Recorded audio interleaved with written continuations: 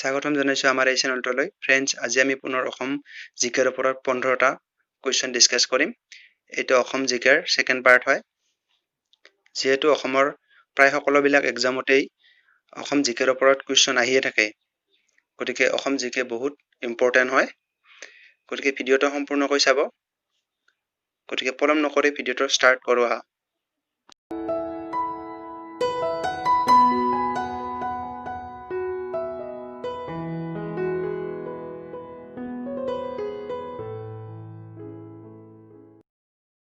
Number 1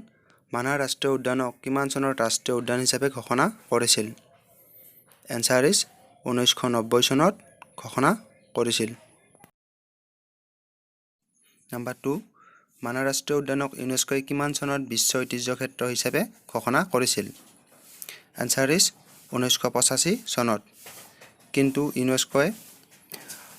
1992 চনত মানাহ ৰাষ্ট্ৰীয় উদ্যানক world heritage danger জোনত সমাই দিছিল তাৰ পিছত 2011 চনত আকৌ ওয়াৰ্ল্ড হেৰিটেজ ডেঞ্জাৰ জোনৰ পৰা মানাহ ৰাষ্ট্ৰীয় উদ্যানক আঁতৰাই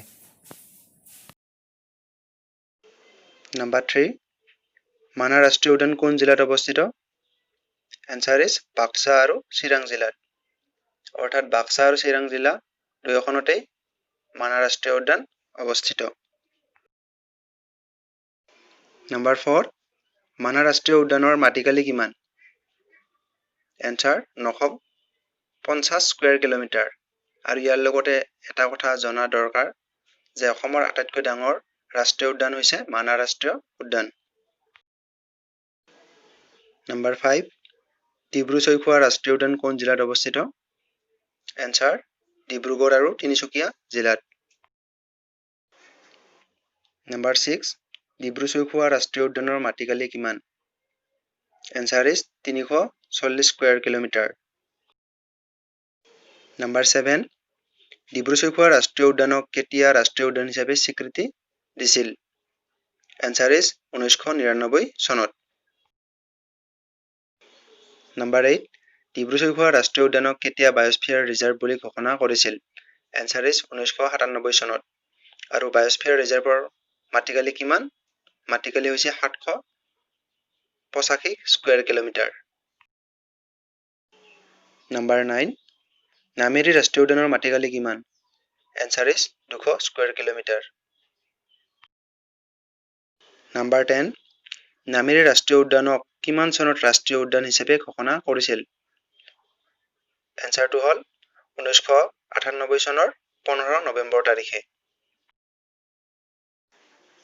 নাম্বাৰ 11 নামেৰি ৰাষ্ট্ৰীয় উদ্যান কোন জিলাত অৱস্থিত এনসাৰ শোণিতপুৰ জিলাত